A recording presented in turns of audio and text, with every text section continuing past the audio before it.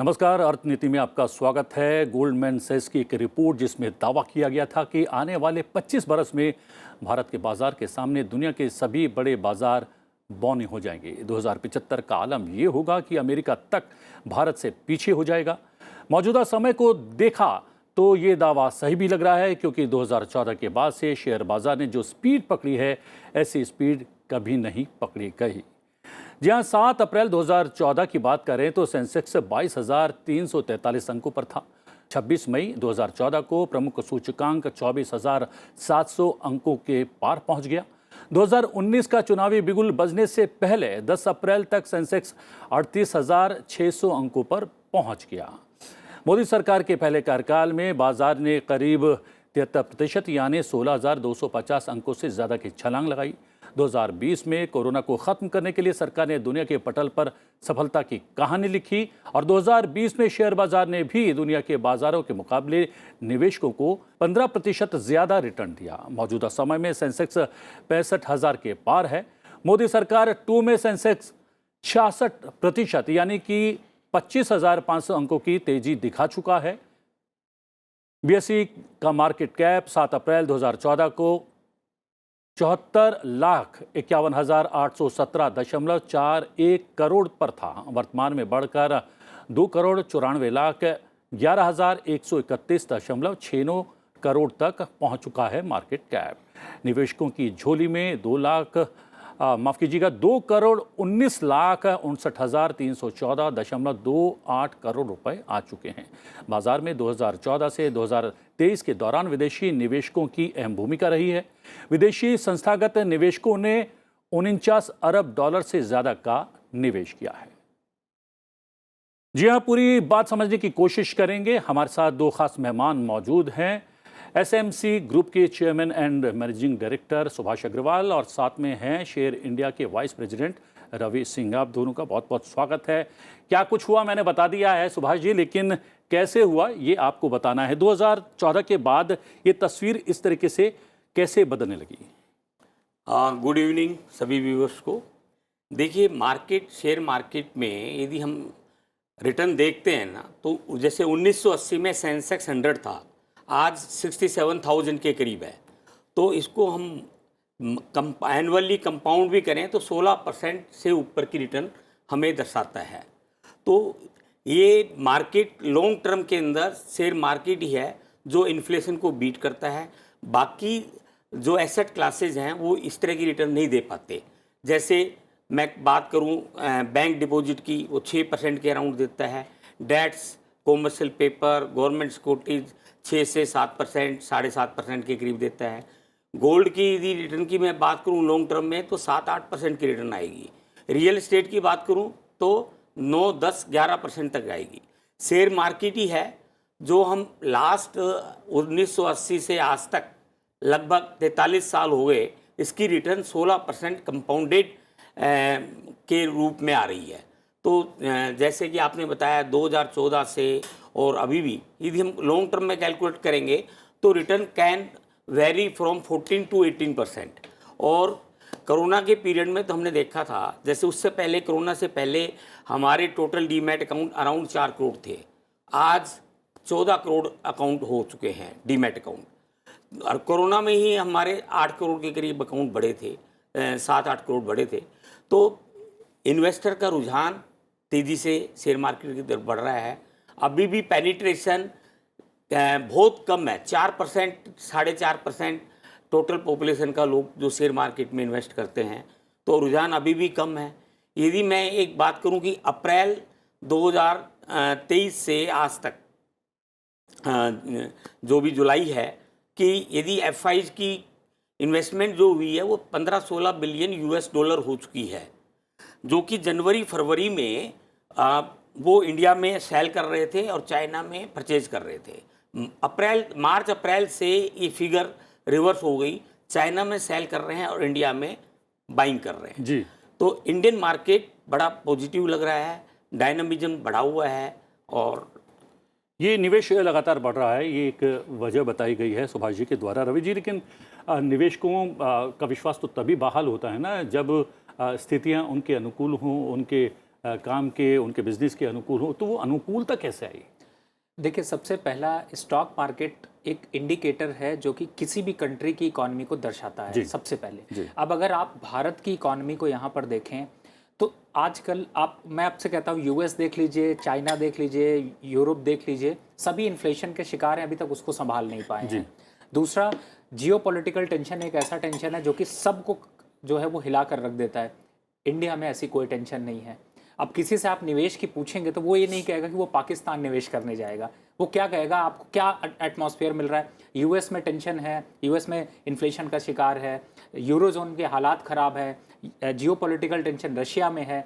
भारत एक ऐसा है जहां पर सब कुछ सामान्य चल रहा है और एफआईआईज़ का भरोसा इसीलिए वापस आया है। जो एफआईआईज़ की फिगर आप इस समय देख रहे हैं कि वो नए नए इन्वेस्टमेंट लगभग 1200 करोड़ रुपए पर डे की बाइंग है, तो आप अंदाज़ा लगा सकते हैं कि जो डोमेस्टिक इन्वेस्टर उनको भी कहीं पीछे छोड़ रहे हैं। अब परचेजिंग कंटिन्यू देखने को मिल रही। अब बात करते हैं रिटर्न की। यूएस में आप बॉन्ड में रिटर्न आप देख लीजिए, आपको 2 से 3%, मैक्सिमम 5% का रिटर्न मिलता है। किस स्टॉक मार्केट पे वहाँ के अगर निवेश करते हैं तो आपको ज़्यादा से ज़्यादा 8 से 9% का रिटर्न मिलता है।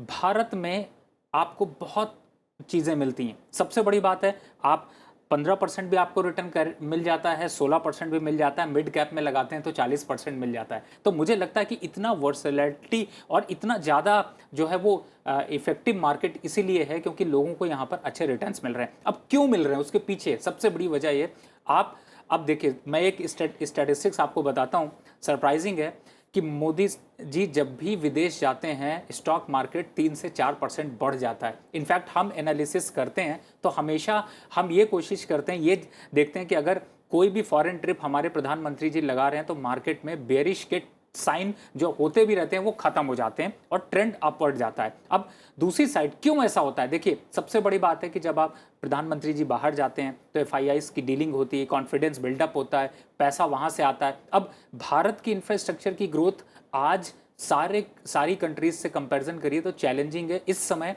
आप इंफ्रास्ट्रक्चर ग्रोथ में इंडिया नंबर 1 है, मैन्युफैक्चरिंग में नंबर 1 बनता जा रहा है। अब पूरे इंफ्रास्ट्रक्चर को डेवलप करने के लिए अगर देखें तो डे टू डे, अभी आपने एक डेटा बताया जिसमें बोला कि हमारे डीमैट अकाउंट सिर्फ 14 करोड़ है।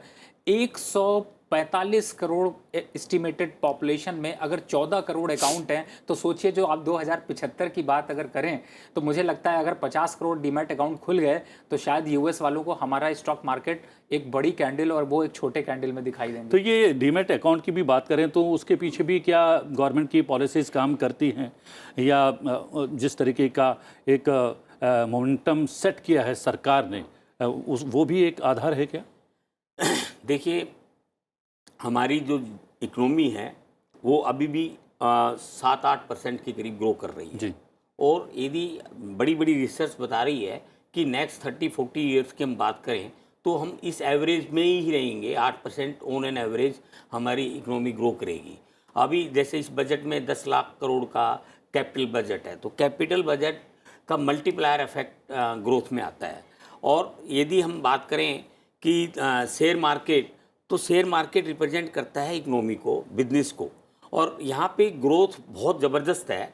उसकी वजह से हम यहाँ पे इन्वेस्टर आ रहे हैं, डीमैट अकाउंट नए खुल रहे हैं और अभी बहुत अंडर पेनिट्रेशन है इंडियन शेयर मार्केट। जैसे मैंने बताया 4% है, वर्ल्ड का यूएस का देखेंगे तो ओवर 30% लोग इन्वेस्ट करते हैं शेयर मार्केट में। तो अभी बहुत लंबी जर्नी हमें करनी है। यानी कि अगर हमारी जो टोटल पॉपुलेशन है या जनसंख्या है उसके अनुपात में अगर स्थिति बेहतर होगी तो हम इस पर भी विश्व में नंबर 1 हो सकते हैं। बिल्कुल, पर कैपिटा इनकम हमारी बढ़ रही है जी।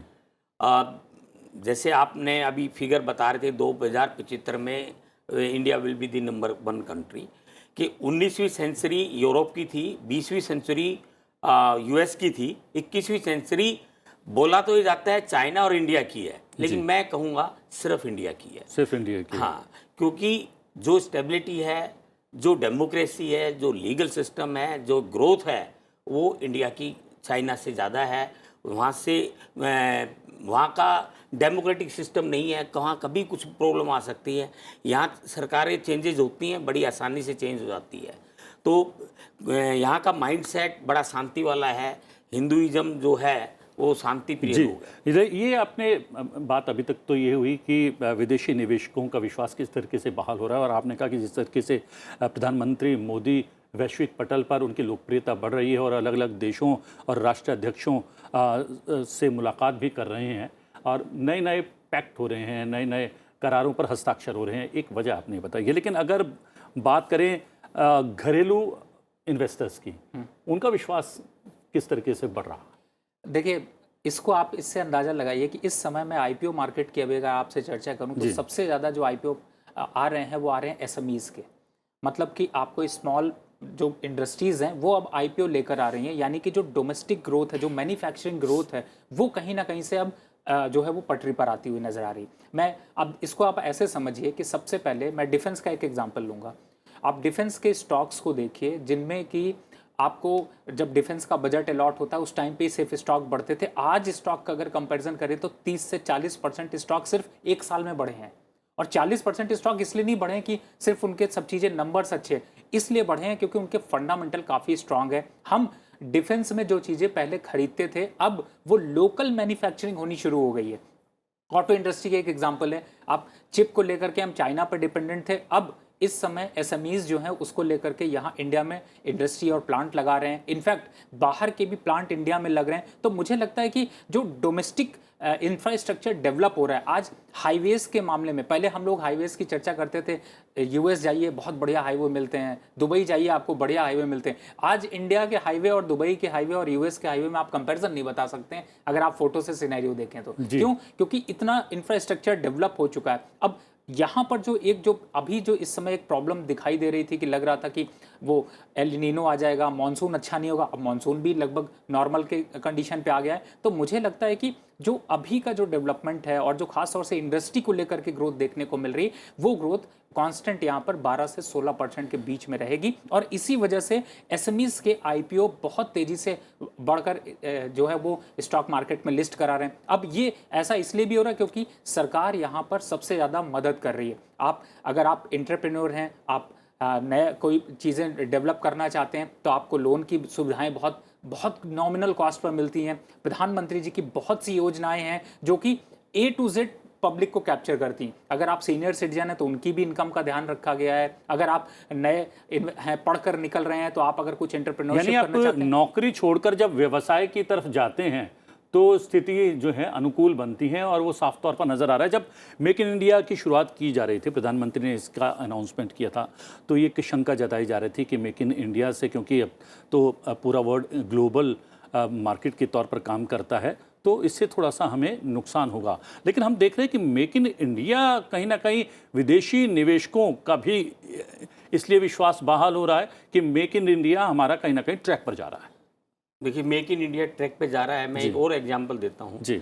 वंदे मातरम ट्रेन बहुत फर्स्ट क्लास बनी है, वर्ल्ड क्लास स्टैंडर्ड की ट्रेन है। अभी थोड़ी ट्रेन चल रही है, लेकिन आने वाले टाइम में ये 500-600 की ट्रेन 3-4 साल में स्टार्ट हो जाएगी और 2-3 हज़ार 10 साल के अंदर बन जाएगी। और ये 100% मेड इन इंडिया है। तो ये एक एग्जांपल मैं आपको दिया है। PLI स्कीम कई सेक्टर में इन्होंने डिक्लेयर की हुई है। तो इससे हमारा, जैसे हम आपको मोबाइल का ही है, हम आज मैन्युफैक्चरर हैं और एक्सपोर्ट कर रहे हैं, और बहुत सारे इलेक्ट्रॉनिक्स के अलावा बहुत सारे सेक्टर में हम make in India, made in India successful है हमारा। और आने वाले टाइम में ये डिफेंस के अंदर है, हम इंपोर्ट सब्स्टिट्यूट आइटम को बढ़ावा दे रहे हैं। तो पहले 1947 में जब अंग्रेज छोड़ के गए थे तो डिफेंस की बहुत सारी फैक्ट्रीज थी, लेकिन बाद की नीतियों की वजह से, गवर्नमेंट की नीतियों की वजह से वो सब फैक्ट्री बंद हो गई और ज़ीरो, हम सारा का सारा इंपोर्ट, हथियार वगैरह सब के सब हम इंपोर्ट करने लगे। यहाँ ये मोदी गवर्नमेंट ने इसको अंडरस्टैंड किया और यहाँ पे अब फैक्ट्रियों में सारे हथियार, स्पेस का हम देख रहे हैं, मिसाइल्स हम देख रहे हैं कि कितनी मैन्युफैक्चरिंग है, सारे हथियार हम काफ़ी हम बना रहे हैं। तो ये हमारा मेक इन इंडिया सक्सेसफुल है। जी जी, आपने हथियारों का जिक्र किया। पहले हम लोग बड़ी मात्रा में इंपोर्ट करते थे, हम खुद बनाने लगे हैं, अब एक्सपोर्टर हो गए हैं। ये एक सिनेरियो चेंज हो गया है। दूसरा, आपने जो सुभाष जी ने जिक्र किया हम अब मोबाइल मैन्युफैक्चरिंग हब भी बनने लग गए हैं, वो भी एक टर्निंग पॉइंट है। देखिए, मोबाइल तो एक ऐसा है कि आज जितने लोगों के पास रुमाल नहीं है उतने लोगों के पास मोबाइल है। जी। तो आप अंदाज़ा लगा सकते हैं कि ये एक ऐसा इंफ्रास्ट्रक्चर है जिसकी की ज़रूरत सबको है। और अगर इसमें, और यही सिर्फ नहीं है, मोबाइल ही एक एग्जांपल नहीं है, आप ऑटो इंडस्ट्री को भी एक एग्जांपल लेकर चलें, क्योंकि इस समय ऑटो इंडस्ट्री की ग्रोथ जो है वो 18% से ऊपर है। खासतौर से मैन्युफैक्चरिंग अगर देखें तो वो 20% से ऊपर है। तो वैश्विक अगर पटल पर देखें, कंपैरिजन अगर हम करते हैं तो वहाँ पर क्या स्थिति है? देखिए, इन सब चीज़ों में कोरोना से पहले जो लीडर था, या ये कह लें कि जो सबसे ज़्यादा कंपनी जो लीड करती थी, वो थी सिर्फ और सिर्फ चाइना। आज चाइना की कहीं ना कहीं से यहाँ पर कमर टूटी है। और अब चूंकि कमर इसलिए भी टूटी क्योंकि भारत ने इंडिपेंडेंट खुद अपनी मैन्युफैक्चरिंग को यूनिट को यहाँ पर बढ़ाया है। दूसरा कि बाहर के जो देश हैं उनको भी यहाँ पर वो हेल्प प्रोवाइड हो रही है कि आप यहाँ पर आकर इंडस्ट्री लगाएं। और जो सबसे बड़ी बात है कि टैक्स को लेकर के पॉलिसीज इतनी सिंप्लीफाई कर दी गई हैं कि जीएसटी जब से आया उसके बाद से काफ़ी चीज़ों को लेकर के क्लियरिटी हो गई। और जब क्लियरिटी होती है तो उसका जो नेतृत्व है वो आगे दिखाई देता है। और इसीलिए इंडस्ट्री में किसी भी इंडस्ट्री को डेवलप करना या किसी इंडस्ट्री को लगाना आज अगर इस समय 2023 में देखते हैं तो बहुत आसान है। 2008 2005 में जाते तो शायद सपनों की तरह नजर आता। तो ईज डूइंग ऑफ बिजनेस में के इंडेक्स में जिस तरीके से हमने छलांग लगाई है वो भी कहीं ना कहीं रिफ्लेक्ट हो रही है और निवेशकों का विश्वास लगातार बढ़ रहा है। देखिए, यहाँ पर मैं ये कहूँगा कि चेन रिएक्शन जो है वो स्ट्रांग किया गया। पहले क्या होता था कि हम आपने ईज ऑफ डूइंग बिजनेस की बात की, ये तो सबसे पहले जब 2014 में मोदी गवर्नमेंट बनी थी तभी उन्होंने कहा था कि ईज ऑफ डूइंग बिजनेस को सबसे ईजीएस्ट वे किया जाएगा। कई विंडो को उन्होंने क्लोज किया, कई विंडो को उन्होंने सिंगल विंडो पे लेके आए। आज आप देखिए एग्जांपल के लिए पैन कार्ड है, आपका पासपोर्ट है, जो डेली मर्रा की चीज़ें हैं जिनको आपको ज़रूरत पड़ती है वो कितनी फास्ट हो गई हैं। अगर आज आपको विदेश जाना है, आपको अपना वीज़ा लगवाना है, इज़ वेरी इजी। पहले तो 6 महीने पहले प्लानिंग करनी पड़ती थी, टिकट बुक कराना पड़ता था, उसके बाद भी कॉन्फिडेंस नहीं होता था कि आप ऐसा जा पाएंगे। आज इंडिया में लोग दुबई जाना होता है, सिंगापुर जाना होता है या किसी बिजनेस ट्रिप पे जाना होता है तो उनके लिए फ्रैक्शन ऑफ सेकंड का खेल है। ऑनलाइन टिकट बुक किया, वीज़ा मिला, आप चले गए, आप बिजनेस मीटिंग करके शाम को वापस भी आ जा रहे हैं। तो इस टाइप का इंफ्रास्ट्रक्चर अगर डेवलप होता है तो वो देश के को आगे बढ़ाता है और इन्वेस्टर एक चीज़ मेरे जहन में बहुत घूम रही है क्योंकि वो बहुत कारगर सिद्ध हो रही है। बहुत सारे देशों के साथ करार हो रहा है। मोदी जी ने बात भी की है उनके राष्ट्राध्यक्षों से भारतीय करेंसी में बिजनेस करने की, व्यापार करने की। वो अगर ऐसा हो जाता है, शायद रूस के साथ हम लोगों ने शुरू भी कर दिया है, कुछ अन्य देशों के साथ भी अगर ये स्थिति बनती है तो कितना परिवर्तन आने वाला है? देखिए, ये सब हमारे देश में सबसे ज़्यादा इंपोर्ट किस चीज़ का किया जाता है? हमारे देश में सबसे ज़्यादा इंपोर्ट किया जाता है ऑयल का। तो अगर ऑयल के इंपोर्ट को ही हम सिर्फ कंट्रोल कर लें और उसको ही अगर इंडियन करेंसी में अगर हमारी डीलिंग ओपेक कंट्रीज से, रशिया से होनी शुरू हो गई तो सबसे बड़ा है कि जो डॉलर का खर्चा है वो बच जाएगा। इस समय आपने एफएक्स रिजर्व अगर अपना आप देखते हैं 650 बिलियन डॉलर के पास है। क्यों है? वो यही रणनीति है कि अब धीरे धीरे अगर जैसे जैसे रुपी में ट्रांजेक्शन शुरू हो जाएंगे तो रुपी की एक वैल्यू होगी, इंटरनेशनल करेंसी में आपको कन्वर्जेंस नहीं देना पड़ेगा। तो ये सारी चीज़ों का जो है वो बिजनेस पर बहुत इंपैक्ट पड़ता है। अभी जैसे आप सपोज करिए कि कोई मैन्युफैक्चरिंग यूनिट आप लगाते हैं, बाहर एक्सपोर्ट करते हैं, मैं टेक्सटाइल इंडस्ट्री की से बात कर लूँ, आप एक्सपोर्ट करते हैं, डॉलर में आपकी पेमेंट आती, पेमेंट आने में 3 महीने 2 महीने का समय लगता है, डॉलर का फ्लक्चुएशन आपके बिजनेस को हिट करता है। लेकिन जब इंडियन करेंसी में ये ट्रांजेक्शन शुरू हो जाएंगे तो इंडस्ट्री को ऑटोमेटिकली इसका फायदा सीधा सीधा मिलेगा। अगर अभी जरूर है कि थोड़ा सा कम देखने को मिल रहा है, लेकिन सरकार की जो कोशिश है वो आगे रंग जरूर लाएगी और आगे ये ट्रांजेक्शन्स अगर हुए तो इंडस्ट्री को भी सपोर्ट मिलेगा और भारत की इकॉनमी भी बहुत तेजी से आगे बढ़ेगी। जी सुभाष जी, कहा जाता है अगर बाजार की बात करें तो अगर ऊंचा गया है तो वो नीचे भी आएगा, ये स्थिति बताई जाती है। लेकिन जिस तरीके से इंफ्रास्ट्रक्चर में हम लगातार इन्वेस्ट कर रहे हैं, जिस तरीके से हम नई नई पॉलिसीज़ ला रहे हैं और अलग अलग देशों के साथ विभिन्न मुद्दों पर नए करार भी हो रहे हैं, तो क्या आसमां और भी बाकी है? डेफिनेटली, जैसे मैंने बताया जी कि इंडिया के फंडामेंटल्स बहुत ज़्यादा हैं और हमारा थोड़ा प्रीमियम चल रहा है जी, है ना, in comparison to even developed countries और अंडर डेवलप्ड कंट्रीज। हमारा शेयर मार्केट थोड़ा प्रीमियम पे है और उसकी वजह है कि स्टेबल ग्रोथ हमारा जीएसटी कलेक्शन देखो बढ़ रहा है, हर महीने थोड़ा थोड़ा बढ़ रहा है। अब 1,60,000 करोड़ था, अब मैं सोच रहा हूँ इस साल 1,80,000 या 1,90,000 करोड़ की एवरेज मंथली कलेक्शन आ जाएगी। इसी प्रकार हमारा अदर जो कंट्री से एग्रीमेंट हो रहे हैं, तो जैसे यूके से अभी बात चल रही है, और अभी मोदी जी की जो विजिट हुई थी US, Australia, Egypt, even UK, Dubai, ये सारी विजिट बहुत सक्सेसफुल रही है। और क्या होता है, एक जब विजिट होती है तो एफपीआई या जो फॉरेन इंस्टीट्यूशंस हैं या इन्वेस्टर्स हैं वो इंडिया में फिर पैसा लाते हैं, फोकस में आती है कंट्री। अभी हम G20 के प्रेसिडेंट हैं, इससे भी हमारा बहुत फोकस में कंट्री रहेगा, इससे भी इन्फ्लोज बहुत बढ़ेंगे और पैसा आएगा। और मैं समझता हूँ ये कैपिटल एक्सपेंडिचर हम बढ़ा रहे हैं, इंफ्रास्ट्रक्चर हम ठीक कर रहे हैं, पीएलआई स्कीम हमारी बेटर है, हमारी आरबीआई पॉलिसी बहुत बेटर है, मॉनेटरी पॉलिसी बहुत बेटर है, इन्फ्लेशन को कंट्रोल किया हुआ है, स्टेबल पॉलिसी है, ईज ऑफ डूइंग बिजनेस है और विजन है, ग्रोथ है। तो इसकी वजह से हमारा शेयर मार्केट में जो आपने कहा कि ऐसा नहीं है कि आज बहुत तेज़ है फिर भी वापस आ जाएगा, जी जी। ये लगातार बढ़ता रहेगा। और जो 16% की मैं बात कर रहा हूँ ये सस्टेनेबल है जी। kind ये क्या क्या हुआ, क्या क्या हम लोग कर रहे हैं, अभी क्या कुछ किया जाना बाकी है कि विश्वास और ज़्यादा बहाल हो? देखिए, सबसे बड़ी बात है कि इस समय मैं आपको एक और यहाँ पर इम्पॉर्टेंट पॉइंट, देखिए अभी तक जो भारत का बाज़ार है वो पहले था कि ज़्यादातर अभी इंटरनेशनल मार्केट नहीं था, लेकिन जब से गिफ्ट सिटी लॉन्च हुआ है तो वहाँ पर अब इंटरनेशनल मार्केट को भी ट्रेड करना आसान हो गया है, और इंडिया का जो मार्केट है वो भी बाहर के उस पर एक्सचेंज पे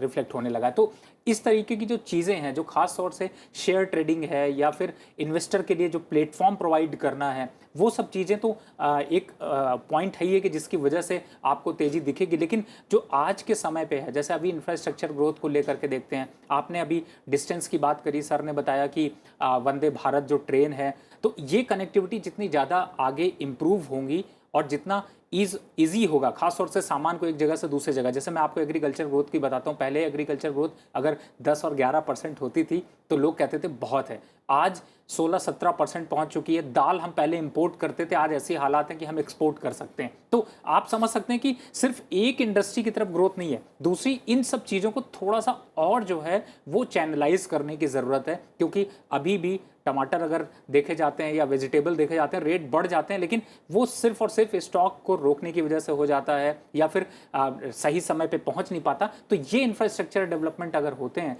तो मुझे लगता है कि इन्फ्लेशन तो कंट्रोल रहेगा ही रहेगा, लेकिन ग्रोथ बहुत बढ़ेगी। हमने स्टार्टअप जी वाइब्रेंट डेट मार्केट हमारा भी नहीं है, कैपिटल मार्केट वाइब्रेंट है, क्योंकि आज फंड रेजिंग के लिए वाइब्रेंट डेट मार्केट बहुत इंपॉर्टेंट है। अभी इंडस्ट्री सिर्फ बैंकों पे निर्भर है या कैपिटल मार्केट पे निर्भर है। तो मैं इनके पॉइंट पे ये और ऐड करूँगा कि अभी ये बहुत इंपॉर्टेंट है कि हमारा डेट मार्केट वाइब्रेंट हो और पैसा हम रेज कर सकें। जी जी। जैसे कि हमने बात की है, स्टार्टअप यहाँ पर शुरू हुआ, मेक इन इंडिया पर हमने और प्रधानमंत्री ने लगातार जोर दिया, और हम लोग जो हैं धीरे धीरे बढ़ रहे हैं आत्मनिर्भर भारत की ओर। जैसे जैसे हम आत्मनिर्भरता की तरफ बढ़ेंगे तो स्थिति और भी बेहतर होगी और भी सुनहरी होगी। डेफिनेटली कॉन्फिडेंस इंडिया इकोनॉमी का बढ़ता जा रहा है, हमारा विजन है, ग्लोबली लोग हम पर विश्वास करते हैं, हमारी इंडस्ट्री पे विश्वास करते हैं और हमारी गवर्नमेंट पे विश्वास कर रहे हैं, पॉलिटिकल स्टेबिलिटी पर विश्वास है। अभी 2024 के जैसे इलेक्शन होना है, तो अभी मोदी जी की मैं स्टेटमेंट सुन रहा था कि स्टिल बाहर के लोग हमसे कॉन्ट्रैक्ट कर रहे हैं। उनको ये कॉन्ट्रैक्ट क्यों कर रहे हैं कि उनको ये विश्वास है कि ये गवर्नमेंट आने के चांसेस हैं और ये स्टेबिलिटी बनी रहेगी, तो वो बिजनेस भी उससे ग्रोथ होता है, पॉलिटिकल स्टेबिलिटी रहने, यानी राजनीतिक स्थिरता भी एक बहुत बड़ा कारक होता है। देखिए, मैंने आपको बताया था स्टार्टिंग में कि जियोपॉलिटिकल टेंशन और सबसे इम्पॉर्टेंट होता है पॉलिटिकल स्टेबिलिटी। आज मैंने इसीलिए एग्जांपल दिया था कि पाकिस्तान में आप निवेश करने नहीं जाएंगे, आप रशिया में भी निवेश करने से एक बार डरेंगे क्योंकि इस समय वहाँ पर जियोपॉलिटिकल टेंशन है। तो इंडिया में सारे हालात जो हैं वो आपको ग्रोथ वाइज दिखाई दे रहे हैं, चाहे वो डेवलपमेंट के क्षेत्र में हो, चाहे वो पॉलिटिकल स्टेबिलिटी के क्षेत्र में हो, चाहे वो स्टेट वाइज डेवलपमेंट आप देख लीजिए। इस समय एग्जाम्पल बनते जा रहे हैं, पहले हम सिर्फ एक स्टेट को जानते थे कि गुजरात का डेवलपमेंट सबसे अच्छा हुआ है, आज आपके सामने यूपी को ले लीजिए, एमपी को ले लीजिए, इन सभी, महाराष्ट्र में, इन सभी स्टेट्स में भी इंफ्रास्ट्रक्चर काफ़ी बेहतर हुए हैं, डेवलप हुए हैं। तो ये सारी चीज़ें मुझे लगता है यानी जो ग्रोथ को लेकर राज्यों के भीतर जो है एक मुकाबला शुरू हुआ है, कंपटीशन शुरू हुआ है, वो भी अपने आप में एक बड़ा कारक है। जी बिल्कुल। देखिए, मैं आपको एक इम्पॉर्टेंट पॉइंट बताना चाहता हूँ। इंडिया की अगर देखा जाए तो जैसे कहते हैं कि इकोनॉमी को ग्रो करने के लिए बैंकिंग सेक्टर बहुत इंपॉर्टेंट है, ऑटो सेक्टर की ग्रोथ इंपॉर्टेंट है। आईटी सेक्टर एक ऐसा हब है जो सबसे ज़्यादा इस समय जो है वो आपको एम्प्लॉयमेंट देता है। और अभी तक सिर्फ आईटी हब एक करके बन रहे थे, लेकिन आज आप देखिए कि अब बाहर जाने से ज़्यादा लोगों को इंडिया में बेहतर मिल रहा है, क्योंकि लखनऊ में भी एक आईटी पार्क बनाया जा रहा है। ऑलरेडी बेंगलोर, हैदराबाद, मुंबई, पुणे, इन सभी जगह पे है, दिल्ली एक गुड़गांव, ये सभी जगह पे। तो अब अगर इस तरीके से कि जो कंपनियां हैं वो अगर छोटे छोटे स्टेट्स की तरफ मूव करती हैं और वहाँ पर ये चीज़ें डेवलप करती हैं, तो ऑब्वियसली कि वहाँ पर सभी चीज़ों की ज़रूरत होगी, चाहे वो इंफ्रास्ट्रक्चर हो, चाहे वो घर हो, चाहे रियल इस्टेट हो। तो ये सारे डेवलपमेंट जो हैं वो धीरे धीरे आपको सभी सेक्टर की ग्रोथ दिखाते हैं, चाहे वो एफएमसीजी हो, फार्मा हो, ऑटो हो, आईटी हो। तो ये सभी ग्रोथ इंफ्रास्ट्रक्चर के अगर आते हैं तो आपको इंडियन इक्विटी मार्केट चमकता यानी स्टेट्स के बीच में अगर हेल्दी कंपटीशन होता है तो अपने में अच्छा है। और राजनीतिक स्थिरता एक बड़ा कारक है। अगर राजनीतिक स्थिरता रहती है तो विदेशी निवेशकों का विश्वास बहाल होता है और घरेलू निवेशक भी कहीं ना कहीं उनको लगता है कि ये सुखद स्थिति है। रवि जी, आप और सुभाष जी, आपने बहुत सारे बिंदुओं पर प्रकाश डाला। बहुत बहुत धन्यवाद। Thank you very much. धन्यवाद जी, सभी व्यूअर्स को बहुत बहुत धन्यवाद। अर्थनीति में आज के लिए इतना ही। अर्थनीति में आपसे फिर भेंट होगी एक नए विषय के साथ। फिलहाल मुझे आज्ञा दीजिए, लेकिन देखते रहिए संसद टीवी। नमस्कार।